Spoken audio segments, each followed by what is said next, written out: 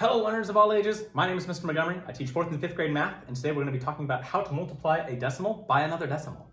Now, as you can see, I have two decimals here. Do you remember our decimal trick where we had a decimal times a whole number? We would move the decimal to the end.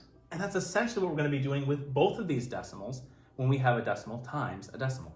So I'm going to move both decimals to the end. I'm going to move this one to the end, and I'm going to move this one to the end. How many total spaces do we move all the decimals in the entire problem?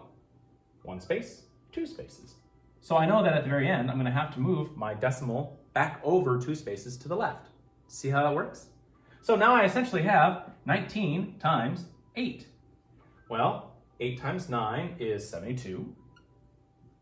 And 8 times 1 is 8 plus 7. So that's 9, 10, 11, 12, 13, 14, 15.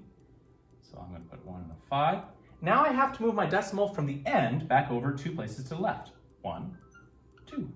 And I have 1 and 52 hundredths as my answer. Let's take a look at another example. I have 2 and 15 hundredths times 4 and 5 tenths. Again, I don't have to line up my decimal points when I'm multiplying decimals. So I have two spaces that I'm moving this one over and one space that I'm moving that one over. I have a total that I moved the decimal place 3 times. 1, 2, and 3. So I'm going to put a 3 up here. Now I essentially have 215 times 45. Well, 5 times 5 is 25. 5 times 1 is 5, plus 2 is 7. 5 times 2 is 10. And now I'm going to be crossing the 5 out. It has no value left to give. Cross out any numbers that I carried and add a 0 for place value, or bringing down the 0. 4 times 5 is 20. Carry the 2. 4 times 1 is 4, plus 2 is 6. And 4 times 2 is 8. Going to add those together. 5, 7, 6, and 9. And I have to move my decimal place back over 3 places from the end. 1, 2, 3.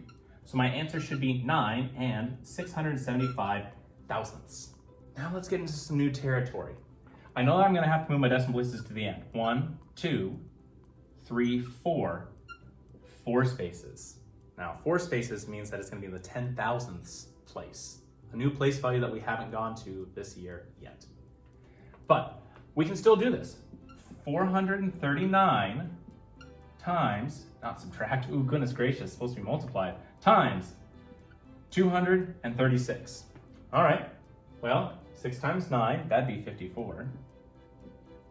6 times 3 is 18, 19, 20, 21, 22, 23.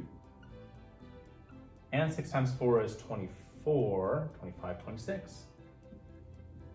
All right, 0 for place value, cross out the 6 because there's no more value, and cross all those out. All right, 3 times 9 is 27. 3 times 3 is 9, plus 2 is 11. And 3 times 4 is 12, plus 1 is 13. All right, cross out the 3, cross out anything that's related to that, and add 2 zeros, since I crossed out 2 already, and bring those down. 2 times 9 is 18.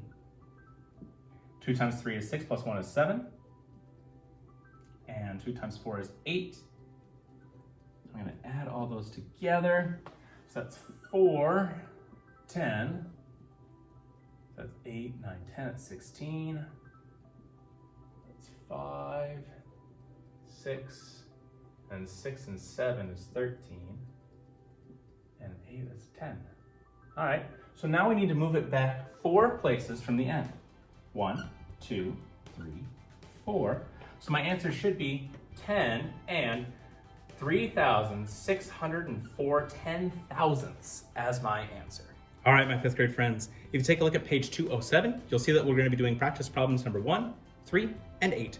The directions say, find the product. So basically you are moving both sets of decimals over to the end, counting up how many times you moved up the decimals for the entire problem, multiply normal numbers. So for example, it would be 54 times 3, and move it back over the number of decimal places you moved over before. If you have any questions on how to multiply decimal by another decimal, please let me know when you come to class tomorrow.